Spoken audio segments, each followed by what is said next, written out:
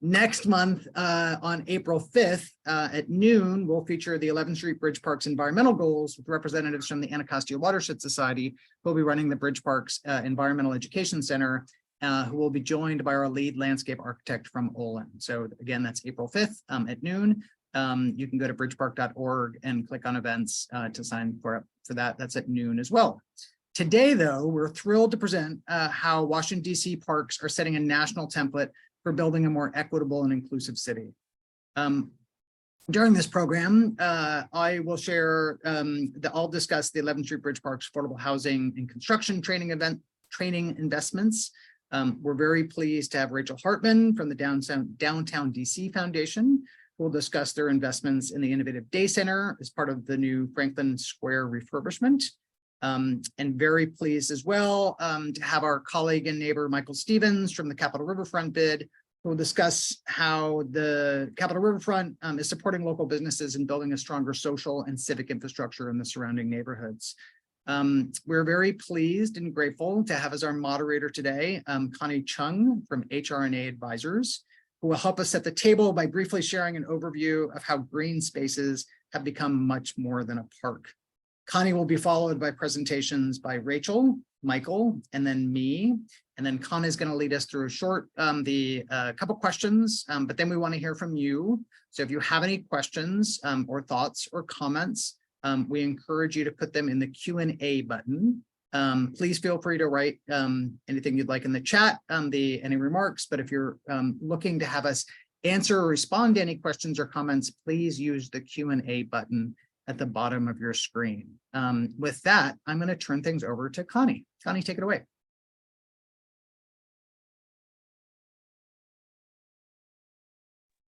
And hi, everyone. Found my unmute button.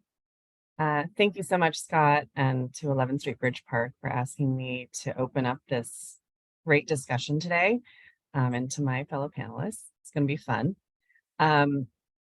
I'm a principal with HR&A Advisors, which many of you may know as a real estate, economic development, and public policy consulting firm. And we happen to have a specialization in the economics and implementation of open space projects, which means we bring a data-driven economic approach to urban parks and park systems around the country. So to start, I wanted you all to think about your favorite local park. Here's mine. Griffith Park. I'm in LA, so a little bit far away from DC. And when I think about Griffith Park, I think about the trail we hike most often, which has easy parking and a great view. And I think about the picnic area on the right where our toddler is learning how to share, and also to ride her bike. There she is with her helmet. But what I also think about is the Commonwealth Nursery, which is an on-site nursery in the park where seeds are collected locally, and then from around the LA basin, and then they're propagated and grown to supply local city parks with trees like coast live oak and black walnut and native pine. And this will support biodiversity and reduce city costs, both very important for any city park and city government. But as a public-private partnership between the LA City Parks, City Plans, and the LA Conservation Corps, as well as through funding from the Parks Foundation. This is a very interesting public-private partnership that it becomes a training center that will teach urban forestry skills and offer apprenticeships and other workforce development programs, and they'll create good paying jobs for the next generation of park stewards. So today's panel will help us think about all the different ways that parks can have an impact, the ways they can be more than just a park. So first, and here's a little bit more on Commonwealth Nursery. First, a basic fact, though, that we know cities don't really just spend money without hard proof that investments will have benefits. It's not enough to say that joy is being created, that kids are learning how to ride their bikes and to share. We're actually asked to prove the point that these parks have impacts. And so what we've found is that impacts are really defined by what we value. And I just want to delve into that a little bit more. In American history, evolving policy priorities have really defined and shaped what we invest in and what we value about public parks. So from the early days of city building, when city leaders valued, sort of monuments to civic life, and then later in the 20th century, as downtown saw reinvestment, urban and downtown parks really brought back tax base and generated economic value. And then more recently, cities like Washington, D.C. have fought to attract knowledge economy workers, and city brand and experience have been the priority. Well, now, as you know, we're in an era, thankfully, where policy priorities center on equity. And we know the definition of equity. It's when everyone has the ability to thrive and they get the same stuff no matter their identity. But what does that actually mean? And then how do we quantify equity benefits? Well, I wanted to just take the case of Origin Park in southern Indiana, adjacent to Louisville. This is a region that's had a tenuous economic situation with extremely low average incomes, slowing job growth and high unemployment. And it also, by the way, and here's the park, by the way, in the middle of the green space between Louisville and then the surrounding southern Indiana region. It also, by the way, has a low park score, according to TPL's park score report. And the region's also had pretty poor health outcomes, which are correlated with park access and really borne out by level of physical activity. You can see here in the top row. And for Origin Park, within the larger economic context, it was really important for us to show that the park could contribute to reducing the region's obesity rate and therefore drastically reduce lost work days.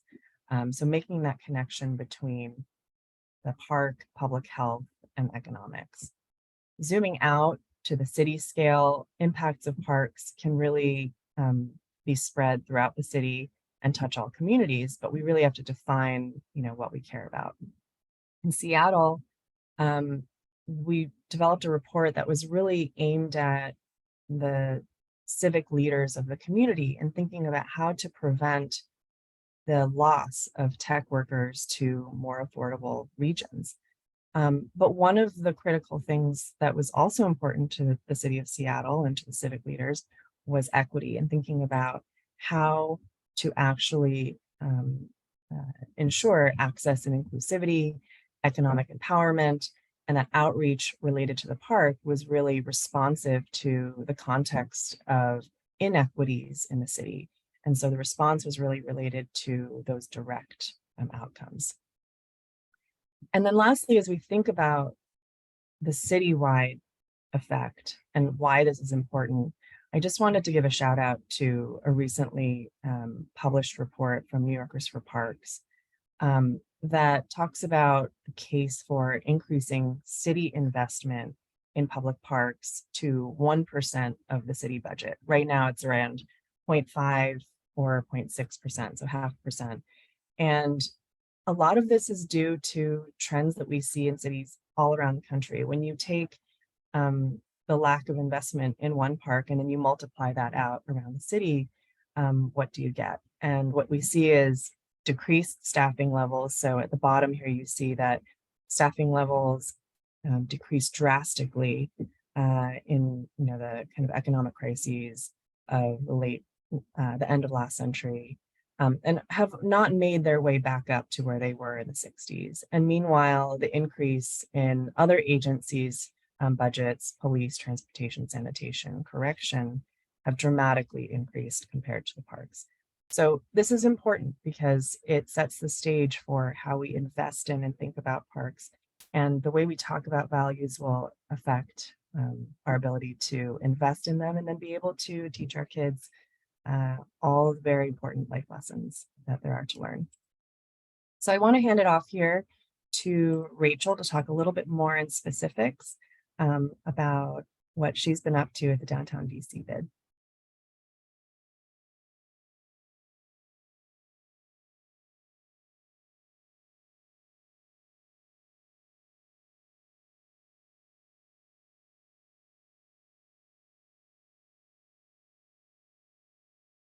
Okay, hopefully you can see just the slides here.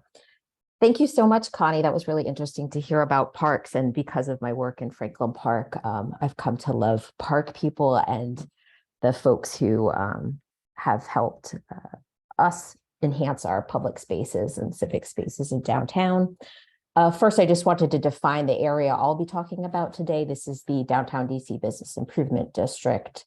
There are 11 business improvement districts in the District of Columbia, and Downtown DC is the oldest and largest.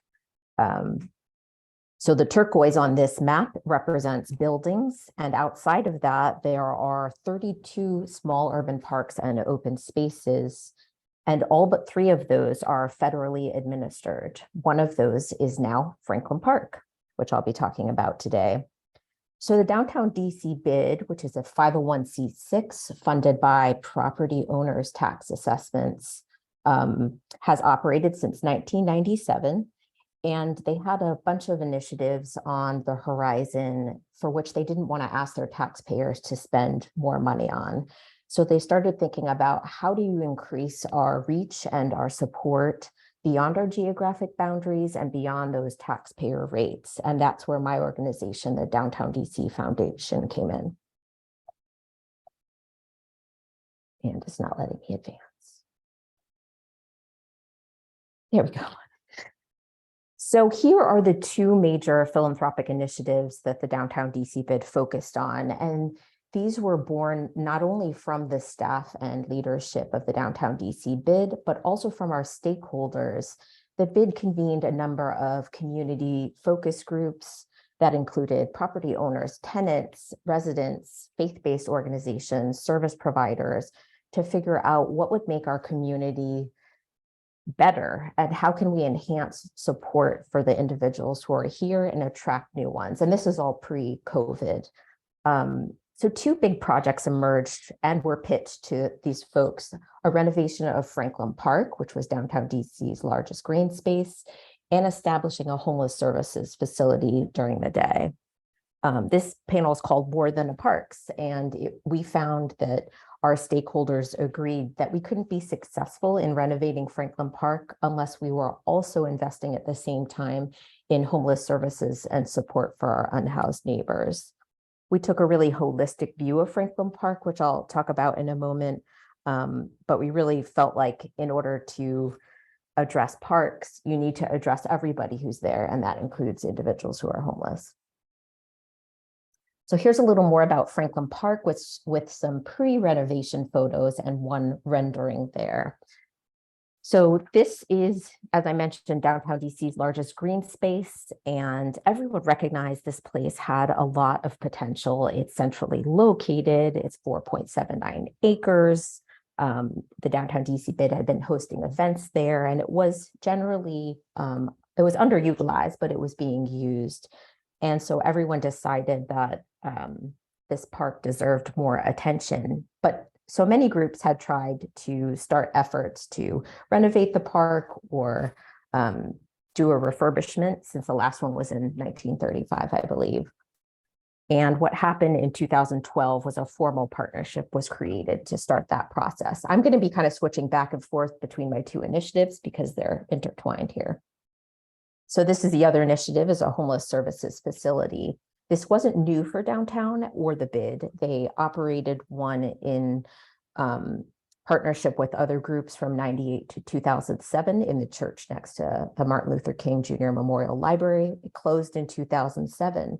And since then, the city, the bid, service providers, nonprofits had been looking for a new space to open a facility, but we were having a lot of difficulty finding a location, with real estate being a premium, and also the challenges of building out a space for this purpose. But we wanted to create a facility that specifically was for chronically homeless individuals during the day, as well as anyone else who needed services in the daytime when area shelters were closed. Back to Franklin Park, here is our timeline. So Franklin Park's renovated today in the video shot behind me, but this was over a 10-year-long official process to get it started. And for park folks on the call, this is the timeline of how things happened. And as Connie mentioned, DC's trying to lead the country in some things. In 2019, the Federal Lands Act was signed, which permitted DC to invest in the renovation of this park. And that was the first step towards the National Park Service figuring out cooperative management agreements in a new way for DC. And it's been a wonderful partnership for everyone involved. Here were some of the plans for that renovation listed here. And while we're talking about equity and accessibility, obvious accessibility design choices here, making pathways and seating ADA accessible for the first time, having public restrooms open to everybody. Those were some of the accessibility design choices. But then in addition, the designers and landscape architects really wanted to create a place where everyone felt welcome and everyone felt like they belong there. So here's what it looks like in the Central Plaza post renovation. If you haven't been over there, this is at 13th and K Streets Northwest. And for the first time, there is now a play space, a public play space in downtown DC through the Children's Garden, which has slides, it has little talking tubes, it has a nest, it has a reading bench through Planet Word. So it's a really great place for children and families to come. And again, this panel is more than a park. We wanted an active, used, vibrant green space that was part of the community and also drew area residents there. And the other initiative, that Downtown Day Services Center. This facility was opened in February 2019, thanks to a grant from the DC Department of Human Services. And the Downtown DC bid operates and manages this facility, works with Pathways to Housing DC. We have HIPS there, we have Unity Healthcare, we have the DMV, and all of this is open Monday through Saturday for individuals experiencing homelessness. This is just some of the citywide stats I pulled from the last point in time count. One was just conducted in 2023, but this is the most recent data pulled.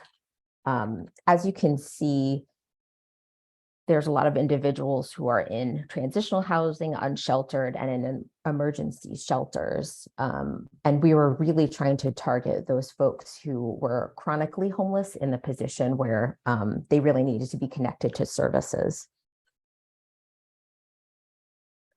Here's some of what our facility offers, and we're all so proud of this facility.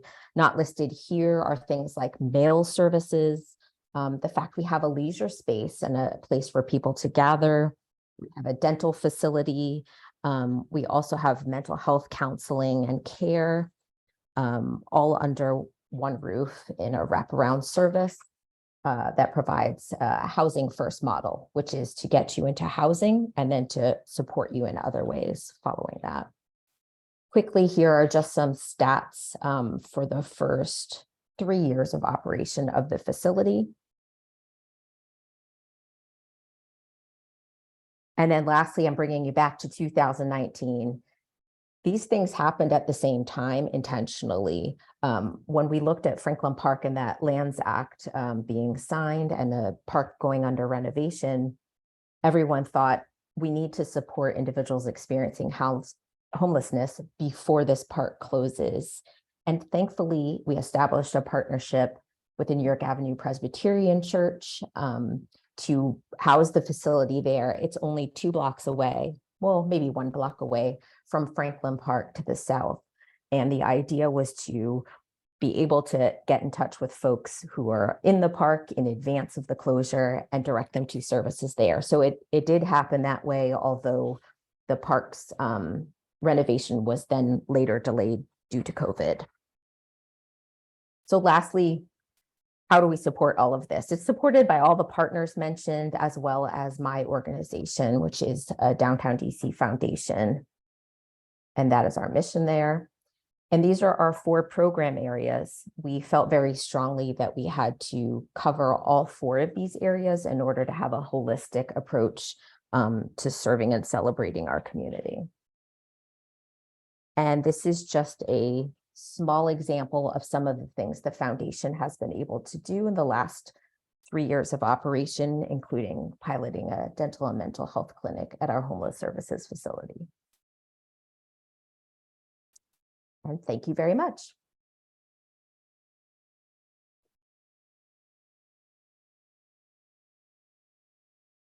Okay. Great. Well, hi, everyone. And Rachel, thank you for that great overview of Franklin Park and your downtown service center. It's nice to understand the linkage between the two and the synergies between the two. My name is Michael Stevens. I'm the president of the Capitol Riverfront bid, and I've been working in this neighborhood for the past 16 years, a new growth neighborhood. Next slide, please. And I'm really going to address, parks as a community builder and a foundation of creating community in a neighborhood, as well as the physical fabric. We're a new growth area in Southeast DC, about 480 acres right on the river and south of the U.S. Capitol, 2 miles of waterfront, called Capitol Riverfront because of the proximity to the Capitol and the water itself. I think the 2 important numbers for you are at build out, we'll have over 30,000 residents and 37.5 million square feet of new mixed use high density development. We sit on top of the Green Line. We have Nats Park and Audi Field. Next slide, please. And we have 7 sub areas, and this starts to show you the amount of green space that's in the neighborhood so far and the connection to the river. Next slide. And 20 years ago, 25 years ago, the neighborhood had a vastly different look. It was a light industrial, light manufacturing backyard for the city, very low density with concrete plants, asphalt batch plants, dance clubs. It had the Arthur Capper-Carrollsburg housing complex, the historic Navy Yard, but a lot of light industrial, light manufacturing, and that's been transformed into this new TOD community and waterfront destination. Next slide, please. At build out, we'll have that 37.5 million square feet. The critical thing I want you to look at is 22,000 housing units or 30,000 plus residents. And these are largely new residents that build upon the Arthur Capper-Carrollsburg complex. So it's a brand new community with high density population. And that leads you to think, well, what are the other types of things you need to support? Of course, we have office, retail, hotel, entertainment, and then parks. We have a build out, we'll have 15 acres of new parks and currently have 10.5 acres of new parks. Next slide, please. But I think what we need to talk about and think about is that these neighborhoods, whether they are mature and going through changes or they are new growth neighborhoods like us and Mount Vernon Triangle or Noma, we need civic facilities. These are the community building blocks that support neighborhoods and give you touchstones in your neighborhood that you can connect to on a daily basis. From daycare facilities to police and fire to libraries and schools are a huge touch point. We have Van Ness Elementary, but parks have become a central feature of our neighborhood and building community. Next slide. Existing parks network. We now have 6 with Diamond Teak Park and Piers, the new Memorial Ellipse at South Capitol Street, part of the Frederick Douglass Bridge. Yards Park and Canal Park are 2 signature parks I'll talk about. Virginia Avenue Park, an existing one. And we even tap into the Van Ness Elementary Playground. Next slide. Yards Park is really the crown jewel of the neighborhood, was part of the Anacostia Waterfront Initiative and a master plan that GSA and our DC Office of Planning created for the Southeast Federal Center, that a new community could be created and anchored by a 5.5 acre park right on the river. And it's been highly successful since it opened in 2010, serves multiple purposes, which I'll get later. But it has these incredible water features that the neighborhood discovered very, very quickly in surrounding neighborhoods. But it reads as a series of outdoor rooms that are open to everyone, from the River Street Gardens to the terrace steps where we have concerts, to the overlook where people can dine, through the Canal Basin water features and the Great Lawn. But this has been an award winner signature park that really started to define the new Capitol Riverfront neighborhood. Next slide, please. And Canal Park, which opened in 2012, and was really on 3 blocks of federal lands that got transferred to the district government. It has similar features in terms of water features that kids can play in 2 of the blocks, lots of play area for kids. It's a model of environmental sustainability, and it's nestled within the highest density section of our neighborhood, where we have the high density residential towers, and it's adjacent to the rebuild of the Arthur Capper-Carrollsburg. The idea was that the residents of Capra-Carrollsburg needed an outdoor space for the families and the residents to commune and enjoy outdoor spaces and play spaces and water features. And so both have functioned at a high level as these really nice world-class parks that started to create identity and sense of place and community in a neighborhood where really not much of that had existed before. Next slide. So when you combine parks with our events, you start to have placemaking and that creation of community. We do over 65 signature events, have over 36,000 attendees in 4 parks throughout the neighborhood. You can see the things that we do. One of our signature programs is Friday night concerts. We attract up to 2,500 people.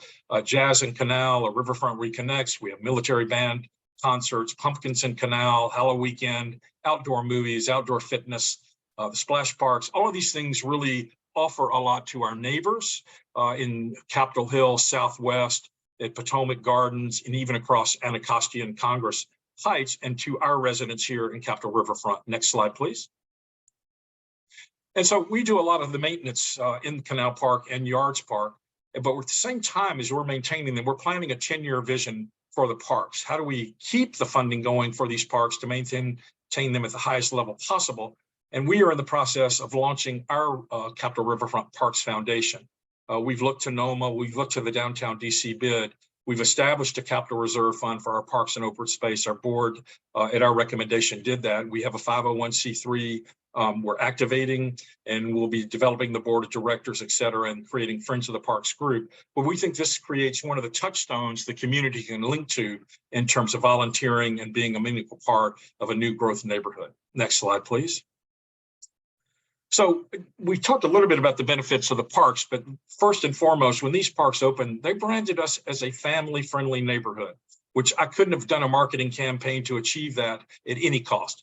The activeness of families coming and using the splash parks really put us on the map. They certainly have helped our residential lease up and sales, so there's an economic real estate value to them.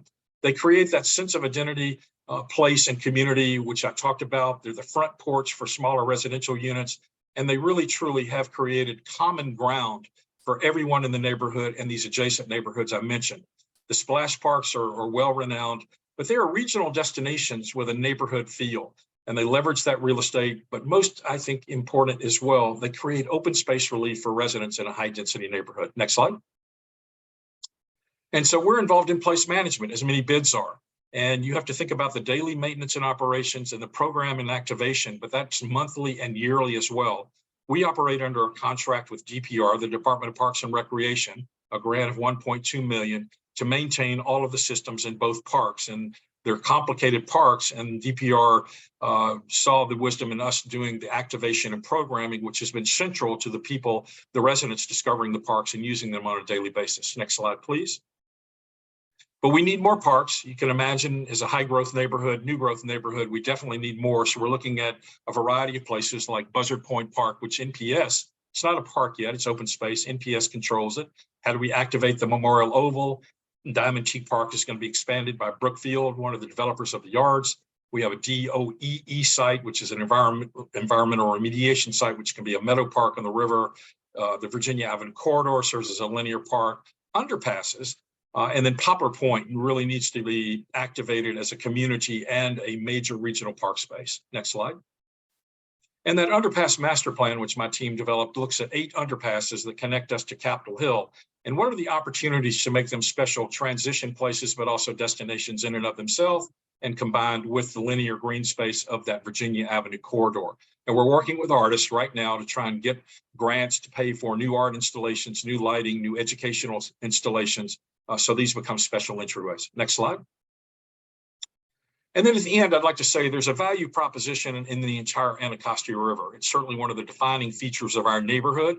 The cleanup has been dramatic, and the AWI framework plan that Mayor Williams and Andy Altman and Uwe Brandes, through 300 public meetings created in the DC Office of Planning, really brought forth that the Anacostia River corridor and its 1,600 acres of parkland are similar to Rock Creek Park.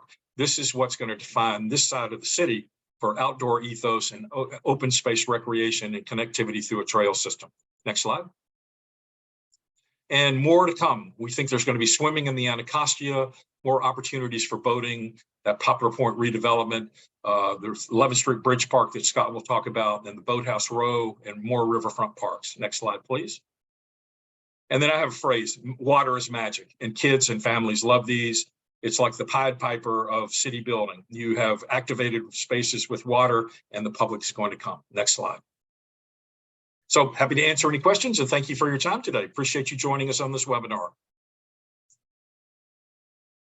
Thank you, Michael, and thank you, Rachel, and thank you, Connie. So last up, I am going to give a presentation, a quick overview of the Bridge Park, and with a particular focus on our equitable development work. So let me share my screen. There we go.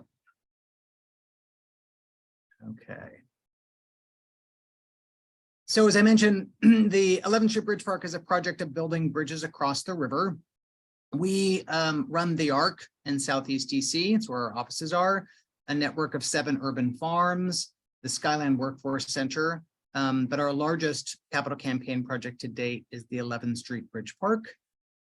And we had this once in a lifetime opportunity when these old bridges that you see here along the Anacostia River reached the end of their lifespan and needed to come down. This is what the old bridges used to look like. Instead of getting rid of all the old infrastructure, we looked to see how we could extend that life of that initial federal investment and transform it into a larger civic space. So the deck has been removed, but they were able to keep the old piers and pilings, which were in good shape. And we're going to build a new deck that's on top, but one that no longer holds cars or tractor trailers, but that holds community-driven programming spaces. Our key goals that have been holding up this project from the beginning is, as Michael was just mentioning, re-engaging the residents with the Anacostia River, improving public health by providing a safe place to play. The river has been a dividing line for generations, so how do we create a physical and metaphorical bridge? And then finally, and this is what I'll be talking mostly about, how do we ensure that the park is not just an anchor for economic development, but equitable and inclusive growth? So as we began this work, we started by having hundreds of meetings with the community saying, should we even do this? In essence, sort of asking for permission. And at the same time, then saying, well, if the answer is yes, and we did hear a lot of enthusiasm for the project, what should be on the park? And each of these programming ideas came from meetings with the community. We've had over 1,000 meetings with the community to date. We baked all these into an international design competition. And the design that was selected by the community, by local stakeholders, was this sort of double-decked 2 trusses that come together and makes way for a larger, all of these programming spaces that the community requested. We are now in 100% design and we'll be breaking ground at the end of this year. Very exciting. So after 10, 11 years of working on this with the community, it's nice to see this come to fruition. But when we were out talking in the community, we heard all these programming ideas that we baked into the design competition, but we heard a much deeper need. We heard a need for jobs, for affordable housing, for the workforce development, the preservation of businesses on either side of the river. So we took this opportunity not only to transform this old infrastructure into a park, but think about this development in a very different way. How do we first invest in the nearby local neighborhood to ensure, and only then build the park to ensure that the thousands, tens of thousands of residents who've helped shape this project from the beginning can be the ones that benefit from it. So we started looking at in 2015, who lives and works within a 1-mile walkshed around the park. Because if we're creating strategies to ensure local residents can stay and thrive in place, it needed to be based on solid data. So a couple things to point out. West of the river in Capitol Hill, half of the residents there are property owners. East of the river, 75% of the residents are renters at greatest risk of displacement. There's a $390,000 delta between homes on one side of the river and the other, separated by 900 feet of water, so huge economic disparities. And we did what we've done from the beginning, which was we spent a year just talking to local residents saying, what are some strategies that we can take on that we can begin to implement in advance of the park opening to ensure these residents to answer two important questions of who is this park for and who benefits. After a year of listening to the community, we created what we called our equitable development plan, launched in late 2015. We've been implementing those strategies since, and I'm not going to go through all of our 34 strategies, but mention just a few. Since early 2016, we've been running a Ward 8 Homebuyers Club that's seen, in collaboration with MANA, that's seen 122 Ward 8 renters become homeowners, capturing generational wealth. We're now offering down payment assistance and helping to cover closing costs to remove barriers for those wealth generation opportunities. We've stood up the Douglas Community Land Trust, now it's separate 501c3 that currently has over 230 units of permanently affordable housing. Today, we're graduating our 27th construction training program, because if we're building this park and spending all this money to build the park, half of which is coming from the city, the other half raised philanthropically, we have to make sure that local residents have the skill set and capacity to apply for and succeed at these construction jobs. So we currently have over 150 East of the River residents who graduated through our construction training programs and have jobs in the construction trades. And we've invested several $1 million in businesses on around the park, particularly east of the river, where the park lands is at the commercial corridors, the intersections of Martin Luther King Jr. Avenue and Good Hope Road. So we're just wrapping up a pilot with Booz Allen, where they're providing free technical assistance for 10 Black-owned businesses along a 4-block stretch of Good Hope Road. And then we've gone out and raised private dollars to provide cash grants to each of those businesses to implement those strategies. In May, we're launching our mobile small business kiosk, what we're now calling the Bridge Spot, and that will be on the park. But we don't want to wait for the park to open, so this will house a new East of the River business every month from June through December. And then we could get all those other items right, but we also have to make sure that we don't lose what makes the neighborhood so special. Our biggest event that we put on every year is the Anacostia River Festival. Save the date for May 20th of this year. It'll be our 9th annual Anacostia River Festival. Several thousand residents will come down to Anacostia Park to celebrate the river, its history, and the communities that line its banks. To date, we've invested over $86 million in our equitable development strategies that nearly matches the amount of money it's going to cost to build the park. And we're a few years away from even opening. So thinking about this work early, intentionally, and most importantly, with the community at the center of this process has been critical. And lastly, I'll mention that the program that we started during the pandemic, we were concerned at the beginning of COVID-19 that the community that we serve east of the river was going to be disproportionately impacted by the pandemic. And unfortunately, that came to pass. So we partnered with 3 other amazing nonprofits, Bread for the City, Far Southeast Family Strengthening Collaborative, and Martha's Table, to launch what's become the largest privately funded unconditional cash transfer program that's ever been attempted in the United States. We raised over $4 million to provide $5,500 in cash to over 650 East of the River residents, weekly groceries, monthly dry goods, connected them with navigators to sign up for employment insurance or my kid needs a laptop, and all of which was evaluated by senior scholars from the Urban Institute, and has really set a model for universal basic income program. And you might ask, like, what does a unconditional cash transfer program have to do with building a park? Kind of nothing but everything, right, that you're hearing is these deep investments in the bricks and mortar of building these spaces, but building that larger social and economic and cultural capital in the nearby neighborhoods is just as important and key. Encourage you for more information to go to bridgepark.org, you can see renderings, see our calendar of upcoming events. And with that, and that's my contact information. If you have any questions, Scott at Bridge Park. I'm going to stop sharing and turn things back over to Connie for a couple of questions, and then we can go to the public, the attendees. Thanks, Scott and Rachel and Michael. I'm feeling so inspired by all of your presentations, but it also feels a little overwhelming. You know, each of your projects has spanned more than a decade, and in some cases will continue on for years to come. And so for those who are listening and thinking like, how can I even get started? What strategies can each of you recommend to sort of start small and maybe without all of the financial resources that you've managed to sort of build up and have invested to date? Scott, I'm going to start with you because you have had your hands in so many different areas and are really thinking holistically about this. Yeah, I think most importantly, it's listening to what the needs are in the community. I will say, though, that as we were listening to the community over the course of the year for these equitable development strategies, it was important that we put all of these suggestions and ideas from the community in one of three buckets. One, things that we have direct control over, right? So who gets hired to build the bridge, for instance? Like, we've got a lot of control over that.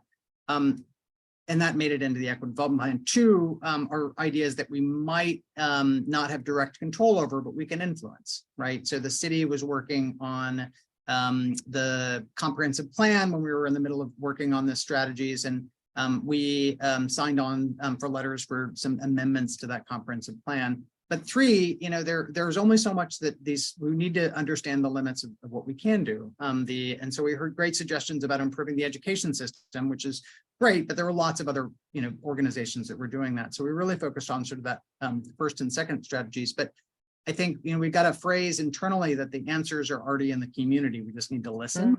And it was really, lastly, it was really critical when we were creating these strategies. So many of these communities have really been planned to death, right? There's a number of just plan after plan after plan, some of which have been implemented, many have not. So it was really critical for us to start implementing some of these strategies immediately. And in our case, we launched the Equitable Development Plan in December 2015. And by January 2016, a month later, we launched our first Homebuyer Club, because that helped build trust, helped build an understanding that this wasn't going to be just something that was going to sit on the shelf, but something that we can activate.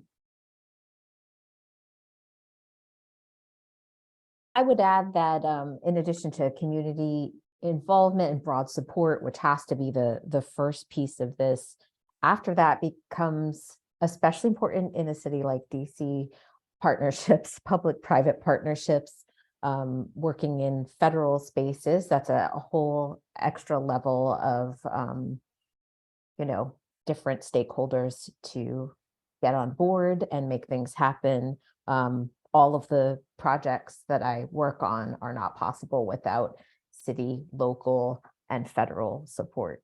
Right. That's certainly unique to DC, but the need for partnerships, not unique at all. Right.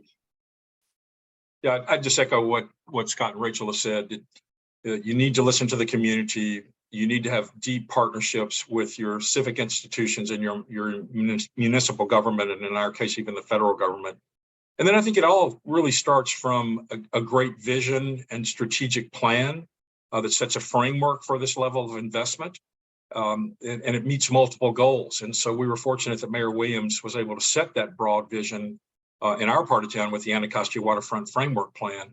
And out of that has come so many great projects, including the 11th Street Bridge. But yes, public-private partnerships are imperative. Listening to the community about what they want and designing the park for their needs and what they want. And then I would say, just from a logistical standpoint, establishing those reserve funds and ongoing maintenance funds so the park doesn't fall into disrepair and is constantly maintained, and it's going to be a generational asset. So I'd love to pick up on that topic of maintenance. It's one of my favorite topics. Mm-hmm.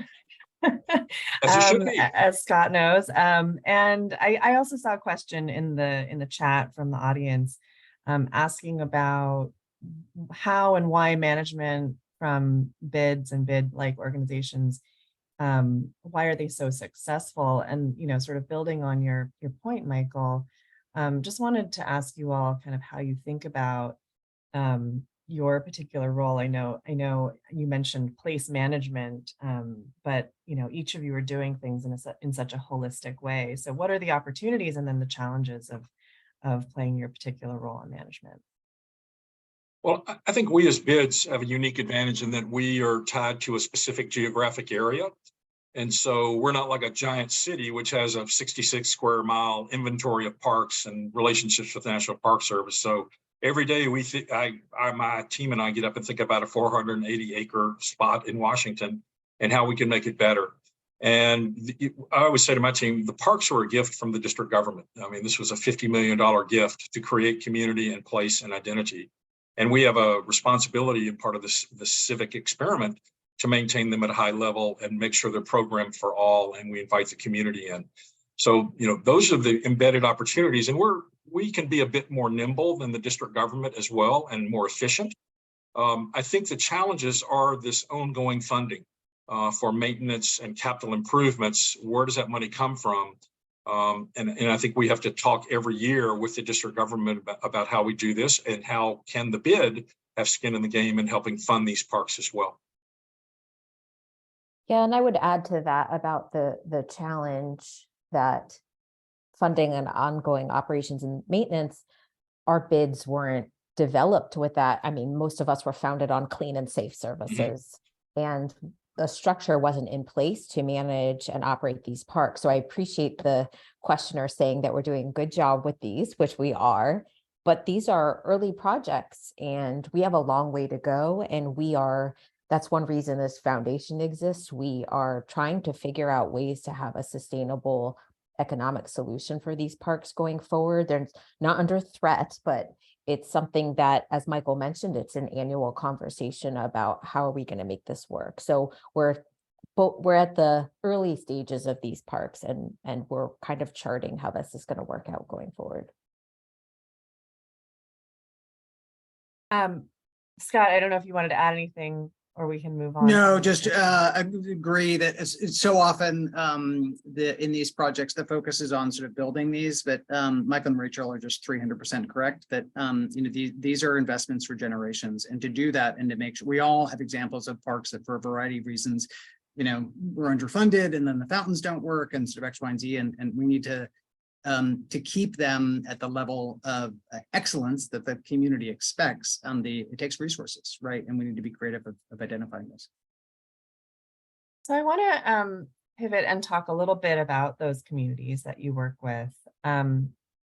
Rachel, I loved how you talked about the holistic approach and, and the day center really as a pretty innovative model. Can you talk about how you think about, the larger community? Who is the community of the park? And then how does the unhoused population and the clients of the day center kind of fit in with that?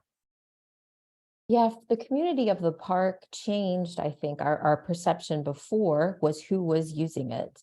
And part of that community was individuals experiencing homelessness. So they fit into the initial plan of how we're going to build this park for them as well as a broader community. And then afterwards, that scope expanded, especially with the children's play area. All of a sudden we saw there's a reason for children to come to this park, school groups and local families. So that really changed the scope too of who we were offering programming or design choices for. But today the park is welcome. Anyone is welcome there. And we have staff there who communicate that to everybody. And instead of it being a place that's not inclusive, it's a place that's safer and cleaner and is more enjoyable for everybody.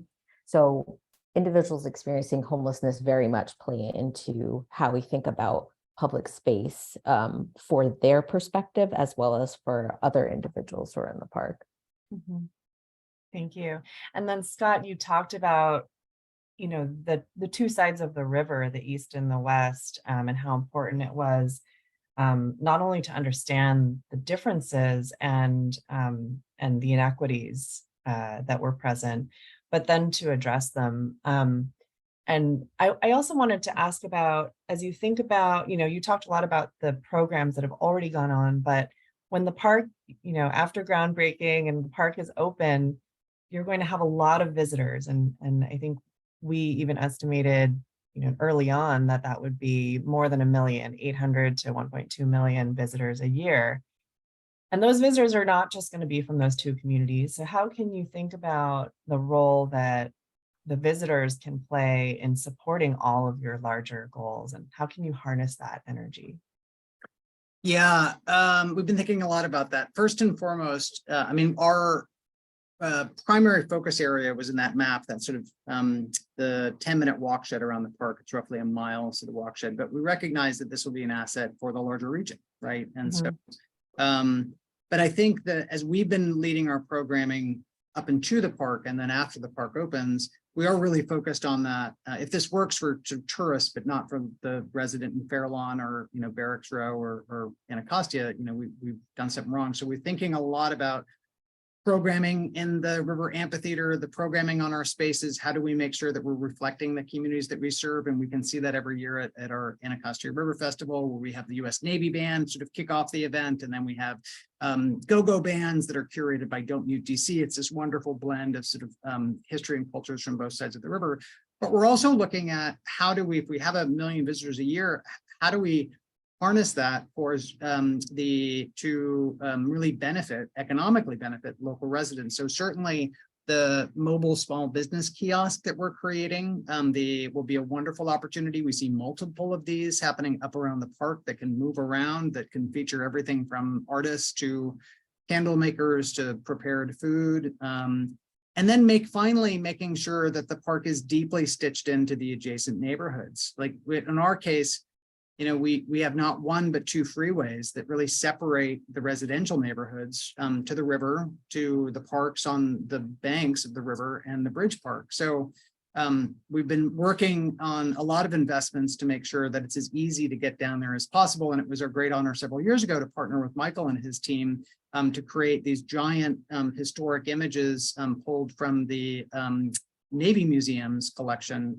the on a security wall, because when you come down from my neighborhood, I live in Barracks Row, you're wedged between a freeway on-ramp and a security wall from a DoD facility, and it's not super friendly. So that's a way to sort of soften some of those experiences. We're not completely there yet. There's some more streetscape improvements that we need to have, but we need to remove as many barriers as we can that we've been able to install.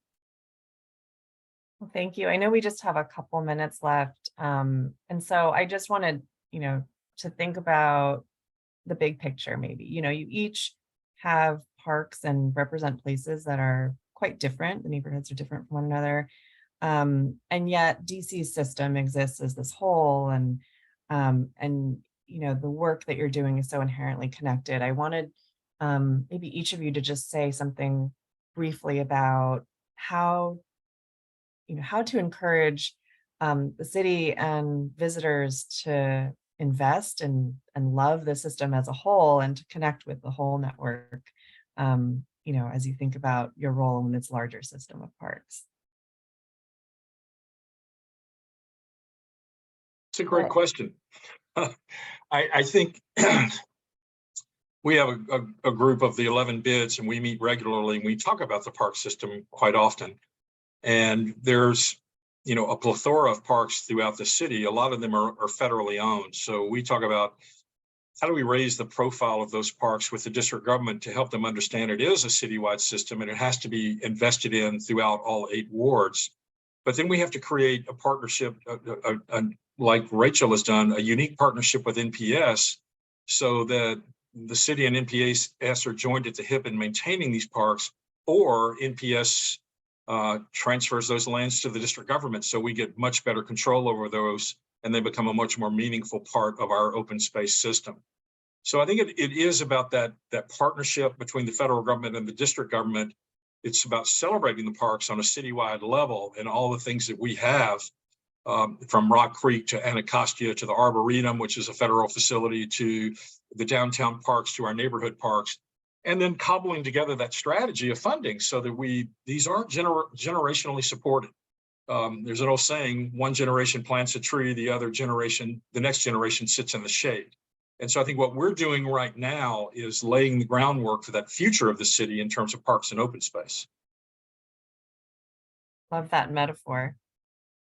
And I think Michael raised a really good point about the networks of parks. There are parks, and it is technically part of a network, but because of the siloed geographic areas or agreements for each or funding sources for each. There isn't a clear framework being created between all of them. And I think until we're all in some type of similar structure or plugged into some same one singular organization or entity, it's going to be really hard to create that citywide network. I think DPR does a great job because all their parks are in their portfolio, and it's getting these federal ones and other parks incorporated into that.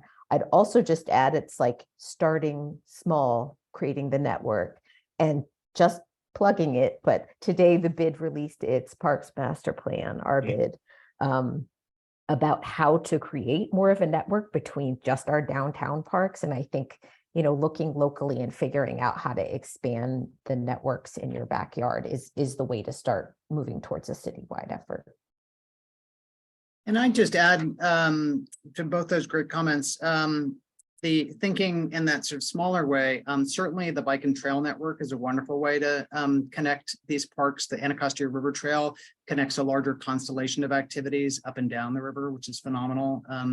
The thinking about how we can formalize some of these partnerships. For instance, we have a cooperative use agreement with the National Park Service with Anacostia Park and the East of the River Parks Network. NPS has partnered with us every year on the Anacostia River Festival, and we spend about 6 months together meeting on almost a weekly basis to pull up this event, because the public doesn't care whether this is a public park, whether it's a city park or a private park. I mean, they want a sort of seamless interaction.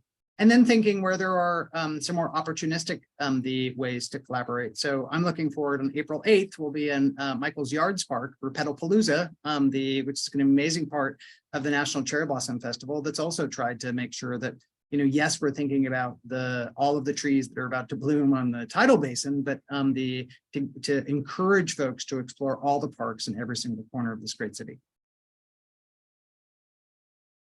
Well, thank you. I think we are at time. Scott, I don't know if you wanted to say any closing comments.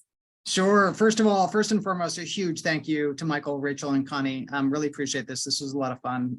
It's always a treat to be with my colleagues doing amazing work around the city.